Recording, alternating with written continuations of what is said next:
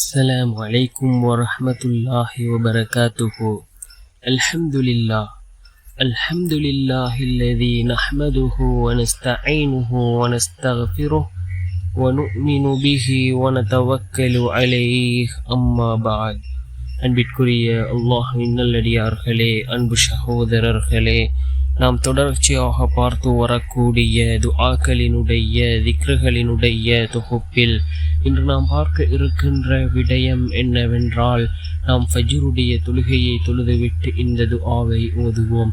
மிக முக்கியமான ஒரு துஆ, அல்லாஹ்வினுடைய உதவியை பெற்றுத்தரக்கூடிய ஒரு துஆ, எல்லா விடயத்திலும் அல்லாஹ்வினுடைய பரக்கத்தை பெற்றுத்தரக்கூடிய துஆ, அதே போன்று அல்லாஹ்வின் பாதுகாப்பை பெற்றுத்தரக்கூடிய மிகச்சிறந்த ஒரு துஆவை தான் நாம் இன்றைய வீடியோவில் பார்க்க இருக்கின்றோம். அன்பார்ந்தவர்களே, அல்லாஹ்வின் நல்லடியார்களே, அதிகமானோர் நம்முடைய சேனலை சப்ஸ்கிரைப் செய்யாமல் பார்த்து கொண்டிருக்கின்றீர்கள். நீங்கள் சப்ஸ்கிரைப் செய்து லைக் இடுவதன் மூலமாக நமது சேனலில் உள்ள வீடியோக்கள் இன்னும் பல சகோதரர்களுக்கு கொண்டு போய் சேர்க்கப்படும்.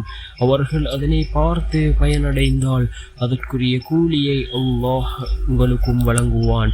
அன்பார்ந்த சகோதரர்களே, அல்லாஹ்வின் நல்லடியார்களே, ரசூலுல்லாஹி ஸல்லல்லாஹு அலைஹி வஸல்லம் அவர்கள் ஏராளமான துஆக்களை கற்று தந்திருக்கிறார்கள். அந்த துஆக்களை நாம் ஒவ்வொரு நாளும் ஓதி வருகின்ற பொழுது அல்லாஹ்வினுடைய பாதுகாப்பையும் பரக்கத்தையும் ரஹ்மத்தையும் அடைந்து கொள்ள முடியும்.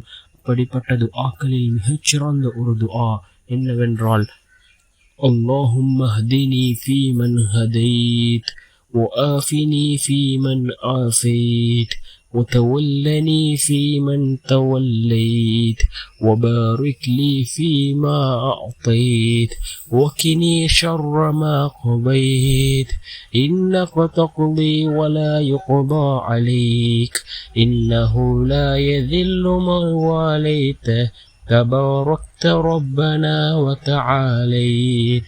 மீண்டும் ஒரு முறை இந்த துஆவை ஓதுகின்றேன். اللهم اهدني فيمن هديت وعافني فيمن عافيت وتولني فيمن توليت وبارك لي فيما أعطيت وقني شر ما قضيت إنك تقضي ولا يقضى عليك إنه لا يذل من واليت ولا تباركت ربنا وتعاليت.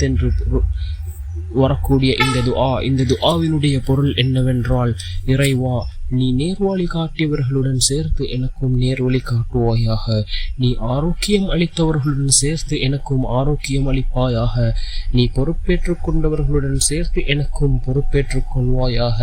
நீ எனக்கு தந்திருப்பவற்றில் பரக்கத் செய்வாயாக. நீ விதியாக்கியவைகளில் உள்ள கெடுதியை விட்டும் என்னை காப்பாற்றுவாயாக. நிச்சயமாக நீயே விதிப்பவன், உன் மீது எதையும் விதிக்க முடியாது. நிச்சயமாக நீ யாரை நேசித்து விட்டாயோ அவர் இழிவடைய மாட்டார்.